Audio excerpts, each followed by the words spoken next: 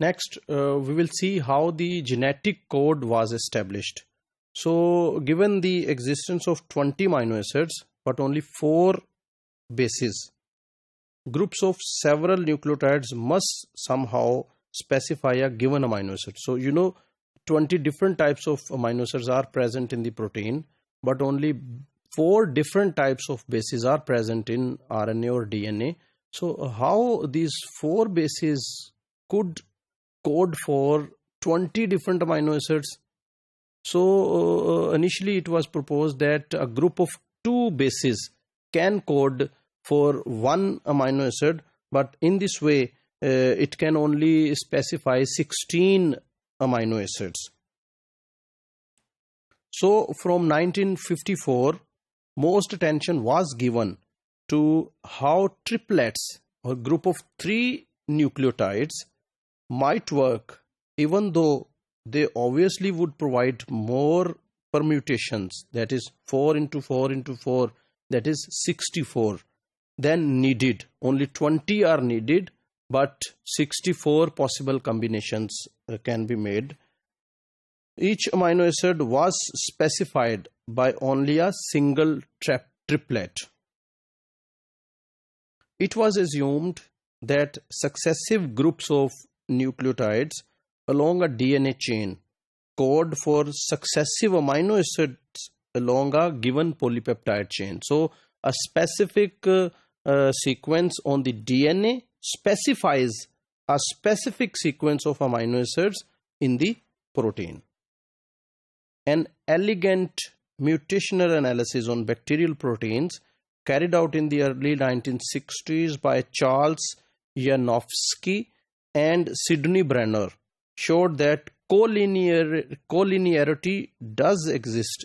In fact, collinearity means the linearity between the base sequence in DNA and amino acid sequence in proteins. So these sequences they show some collinearity. Equally important were the genetic analysis by Brenner and Crick, which in 1961 first established that groups of 3 nucleotides are used to specify individual amino acids. But which specific groups of 3 bases or codons determine which specific amino acids could only be learned by biochemical analysis. The major breakthrough came when Marshall Nirenberg and Heinrich Matthey, then working together, observed in 1961 that the addition of synthetic polynucleotide poly-U, that is U, if this synthetic mRNA is added to a cell-free system which is capable of making proteins, that leads to the synthesis of polypeptide chains containing only the amino acid phenylalanine.